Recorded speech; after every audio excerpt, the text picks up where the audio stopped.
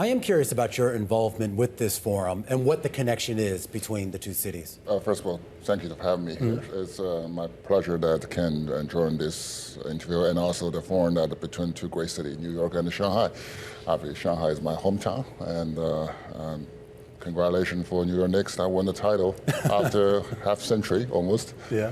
That I mean, between two great cities, I'm sure there's so many stories we can share together, and there are a lot of communication and also coaching share that that can really improve a lot of area. That I'm here not only to join in for I'm excited to learn something maybe new can affect it for the next few years between the city and also the country too.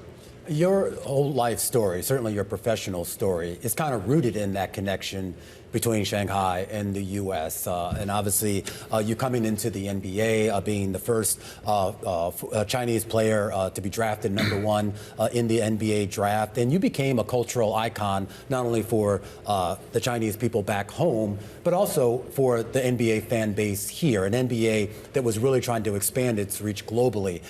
When you look at the business ties between these two nations and the two cities for that matter, is it still strong today as it was back then? Oh, of course, of course. Basketball is the most popular sports in the world. I know this, FIFA's World Cup now is probably top is headline for all the newspaper today, but I have to say that basketball is shoulder to shoulder in China compared to football or soccer, what we call.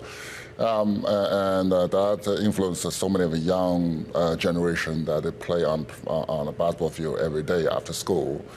Sometimes they skip school for that. After me, there's many young fellows who joined the NBA. Last year we have a young player called Hansen Young, who joined the Portland Trailblazers. I'm sure there's many young players like him that eager to reach their sky, hopefully here in the next few years. So basketball really connecting us together on the same field, and that's the magic of it. Well, to follow up on that, I mean, what do you think the key is to getting more young Chinese players into the NBA? Because that push internationally continues, and you are still seeing that take place. But how do you think that sort of expands? I think there's no secret. I know what the basketball world, what NBA did for the last couple of decades, since the last commissioner, David Stern, and Adam Silver today, they all did an incredible job to expand the sports, not only in China, but across the world too. That to put a game on TV that the young player can see it, like I did. I remember I first watched the NBA game back to 1994, first time live in China, which is Knicks competing against Rockets in the final. We know that end, how that end. So I think that kind of opportunity really ignites the desire for those players who they try to be. They try to be the celebrity, the athlete that they may post their picture on the wall. I mean, that's not what our dream. Yeah. Well, one of the places that the NBA is trying to expand is in Europe specifically, trying to build a league there. Are you in any talks? Do you have any interest in potentially being part of the ownership process? That's a big news, obviously. Yeah. It's a very big news, and I have a few European friends. We're talking to each other once in a while to see how that's going. So, I wish all the success. I'm sure NBA have their rich experience to help this being a success, and I'm sure they will bring this sport to another level. I am curious about the cultural impact. When we talk about the NBA's impact on China, and obviously the exporting of our brands, whether it's Nike and some of the other brands out there, Reebok, which you were a part of as well. We're also kind of, to a certain extent, seeing the reverse of that. We're seeing U.S. players now getting endorsement deals with Chinese firms. And I am curious as to what you see over there with regards to how younger consumers, the types of brands they're looking for, the types of products they're looking for. It's very nice interaction. Stephen Curry just signed with the Li Ning brand, which is it's a huge impact. Everybody excited about it. And the Li Ning brand, his founder, Mr. Li Ning, is a national hero for us. When I was young, he won the Olympic title back to 1984 in Los Angeles. He's a national hero for us. And now, imagine, those and a hero from the older generation to the current generation that's really make a lot of. I'm sure that will be a very successful cooperation, and I'm really thinking that will be not only one, there will be more coming for it. There's been a lot of talk about just the embrace of homegrown brands, the Guaochao, and the idea that China now has not only brands that appeal to the Chinese consumer, but brands that actually can appeal to consumers outside. So whether in Europe and potentially here in the United States, do you think we're going to see more of those brands kind of spread out around the world? Well, I'm sure this is something that is a two-way, not just one way. Mm-hmm. This is a two-way. I remember when I grew up, see so many American brands come to China, Coca-Cola, Apple. After so many years, we learned from it, and obviously that we will produce something from outside. But there's a lot of it.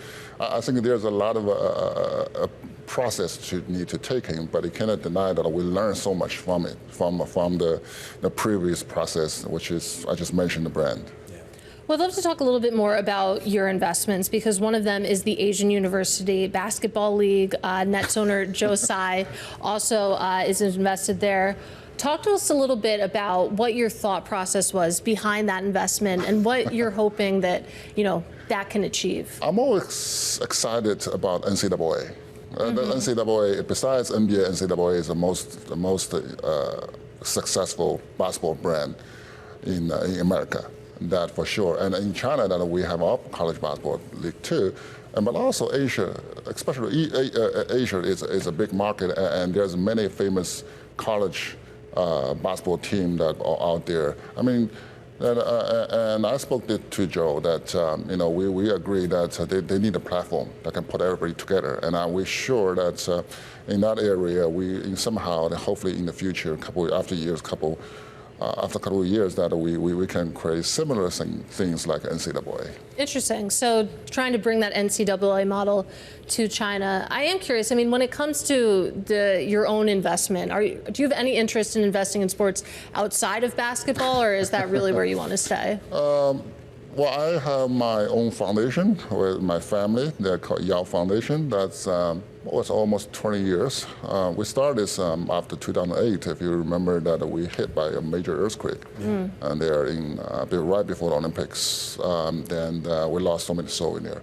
And every countryman tried to do their part to support this area, to rebuild everything, and that's how we start our foundation. And fortunately, that with everybody's help, that this area is recovered. And then we're thinking, what we can do next. And we basically focus on how we're going to build the primary school for the kids. And we do what we best at, which is providing sports service for them, to help them to train the PE teachers and basketball coach, and also organize the basketball game in between them. So that's how we get through until today. Now, last year we have about, give or take, 1,600 schools that involve our program. I'm very proud of it. Yeah. What was that transition like? I mean, you go from being a player, you're a league president, obviously you've done the business ventures, and now obviously with the philanthropy. Was that a hard transition to move into those things? It's up and down, for sure. It's up and down. It's very excited. It is very exciting experience for me. Obviously, it's very different compared to memorize all the playbook you had before. Yeah. It's a different playbook. You have to learn from very scratch. Yeah. That's why it's up and down, and that's a lot of up and down. But I'm excited that I can continue to learn from a lot of veterans, a lot of friends that they help me, and I'm glad that we laid down a pretty much solid foundation.